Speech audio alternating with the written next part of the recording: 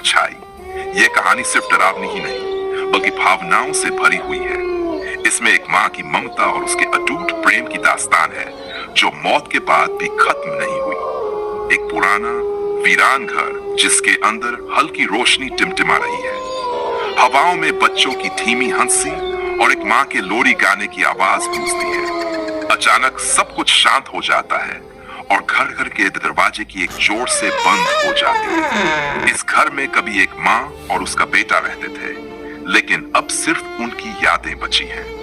राहुल, जो एक अकेला लेखक है, शहर से दूर ये घर किराए पर लेता है।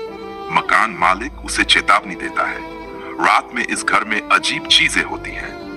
राहुल इसे मजाक समझता है और घर में रहने का फैसला करता है। राहुल रात में लिखने बैठता है, लेकिन उसे लगता है कि कोई उसके कंधे पर हाथ रख रहा है। रसोई में अचानक गैस बंद हो जाती है, जैसे कोई उसे जलने से बचा रहा हो। रात को सोते समय कोई हल्के हाथों से उसके सिर पर प्यार से हाथ फेरता है। राहुल, ये कैसा एहसास है, जैसे कोई माँ अपने बच्चे की देखभाल कर रही हो। पड़ोसी राहुल को बताते हैं कि इस घर में एक माँ और बेटा रहते थे।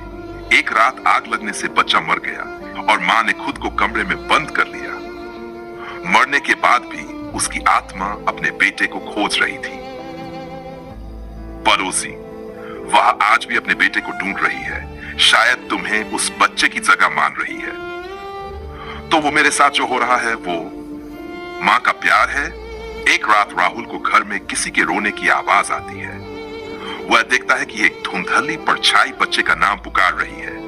बेटा, कहाँ हो? राहुल की आंखों में आंसू आ जाते हैं और वह धीरे से कहता है, माँ, मैं यहाँ हूँ। आत्मा उसकी ओर देखती है और पहली बार शांति महसूस करती है। राहुल आत्मा के सामने सिर झुकाता है और कहता है, आपका बेटा अब शांति में है, अब आपको भी मुक्त हो जाना चाहिए। आत्मा मुस्कुराती है और उसकी आंखों से आंसू बहते हैं। धीरे धीरे वह रोशनी में बदल जाती है और घर में शांति छा जाती है। एक माँ का प्यार कभी खत्म नहीं होता, यहाँ तक कि मौत के बाद भी